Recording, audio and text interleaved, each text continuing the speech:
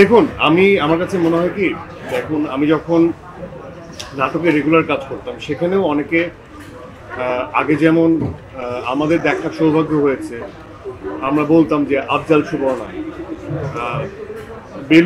বেলি আপা পিতুষদা, হ্যাঁ, মিতা আপা আলমনসুর, এরকম অনেক জুটি আমরা এক্সপিরিয়েন্স করেছি নাটকের ক্ষেত্রে। এবং এর পরের বর্তীতেও জাহিদ ভাই, তকির ভাই যখন তারা ছিলেন তখনও একটা জুটি প্রথা ছিল। আমাদের সময় আমরা বিভিন্ন সময় আমরা এক্সপিরিয়েন্স করেছি যে জুটি প্রথাটা আমরা দেখেছি হঠাৎ করে সিন্ডিকেটে রূপান্তরিত নিতে। অনেকে বলতো যে তারা এক হয়ে কাজ করে, এটা জুটি না। তো আমার কাছে সবসময় মনে হয় যে এই যে জুটিটা হয়ে ওঠা, এটা একটা ব্লেসিংস। এটা অনেকে অনেক বছর ট্রাই করেও কিন্তু একটা জুটি আসে। হ্যাঁ, আমার কাছে এটা সবসময় মনে হয় ব্লেসিংস, যে দুজন মানুষ একসাথে পারফর্ম করছে, সেটাকে অডিয়েন্স একদম গ্রহণ করে নিল, এটা একটা ব্লেসিংস।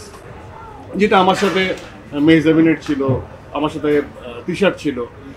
সিনেমার ক্ষেত্রে হ্যাঁ, এটা সত্য যে আমার সুরঙ্গের আমার ফিমেল কো আর্টিস্ট তমা মির্জা, দাগিতেও সে আমার female co artist.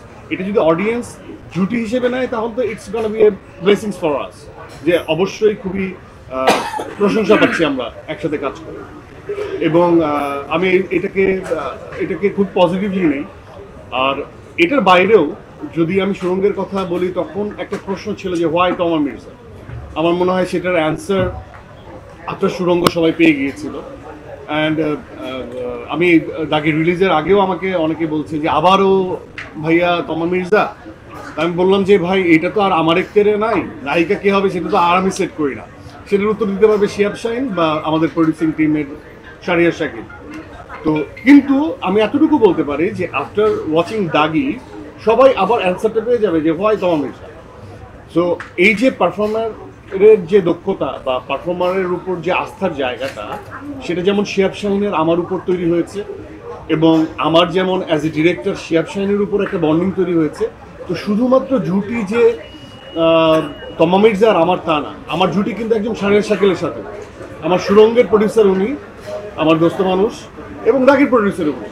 So any healthy জুটি বা হেলদি আমি বলবো সিঙ্ক্রোনাইজেশন অ্যাজ এ টিম যখন সিঙ্ক হয়ে যায়, এটা ওয়ান কাইন্ড অফ ব্লেসিংস। এটা শুধুমাত্র পারফর্মারের ক্ষেত্রে হয় না, যুগে যুগে ডিরেক্টররা একই ডিওপি নির্ভর, এটা সিন্ডিকেট না, কারণ তার সাথে তার বোঝাপড়াটা অনেক সুন্দর।